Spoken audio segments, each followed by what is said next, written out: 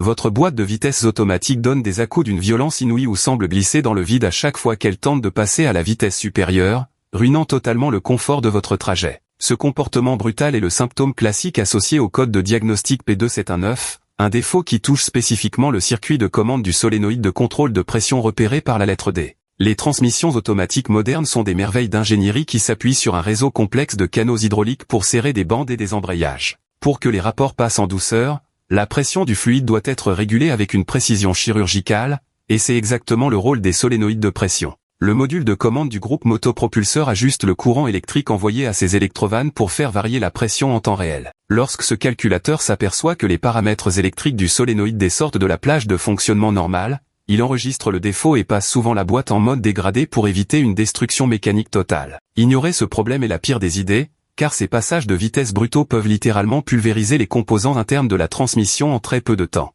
Avant d'imaginer le remplacement complet de la boîte, l'enquête doit commencer par l'élément vital du système, le fluide de transmission. Une huile noire, sentant le brûler, ou remplie de particules métalliques est la cause numéro 1 des défaillances. Un filtre colmaté ou une pompe hydraulique fatiguée va faire chuter la pression globale, trompant le calculateur qui accusera à tort le solénoïde. Si l'historique d'entretien révèle que la dernière vidange de boîte remonte à l'âge de pierre, c'est par là qu'il faut commencer. Ensuite, penchez-vous sur le câblage extérieur. Les boîtes de vitesse sont exposées à l'eau, au sel, à la boue et aux débris de la route. Un connecteur électrique vert-de-gris ou un fil sectionné par un caillou interrompra le signal. Il faut débrancher les prises, traquer la moindre trace de corrosion sur les broches et utiliser un testeur pour vérifier qu'il n'y a aucune rupture de continuité. L'erreur classique consiste à confondre un problème de pompe usée avec un défaut électronique. Une simple baisse de niveau d'huile peut suffire à déclencher cette alarme, d'où l'importance capitale d'un diagnostic méthodique avant d'ouvrir la transmission.